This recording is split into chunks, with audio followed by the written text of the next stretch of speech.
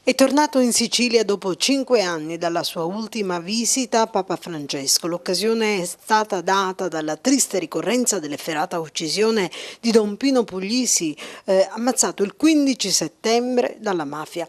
Accolto dalle massime autorità civili e religiose, da una folla festante, la sua prima tappa è stata Piazza Armerina. Ai circa 40.000 fedeli che lo hanno atteso e incontrato, ha espresso apprezzamento per il caldo sole di Sicilia, terra, ha sottolineato però, dalle 1000 piaghe, e lì lancia il primo messaggio alla società e alla politica: il sottosviluppo, la mancanza di occupazione, i giovani costretti ad emigrare, la crisi dei valori e il ruolo della Chiesa, che deve tramite la preghiera restituire fiducia e serenità ad una popolazione sofferente. Poi dice la sua sulle prediche nell'ambito delle messe: sono troppo lunghe, devono durare massimo 8 minuti.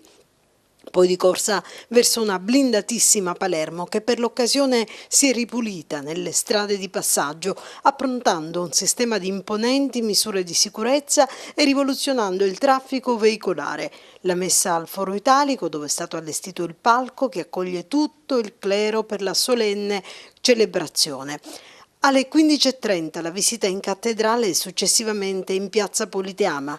Più di 100.000 fedeli provenienti da ogni parte della Sicilia hanno invaso con tutti i mezzi di trasporto una assolata e calda Palermo. Una visita che vuole anche sensibilizzare sul fatto che la Sicilia sia terra di frontiera e che più di altre sente la necessità di riflettere e operare sulle emergenze determinate da accoglienza e immigrazione. Una Sicilia, dicevamo, che per l'occasione ha cercato di dimostrarsi a Papa Francesco al meglio della sua immagine, sotto il profilo dell'ordine, dell'organizzazione, della pulizia e dell'efficienza.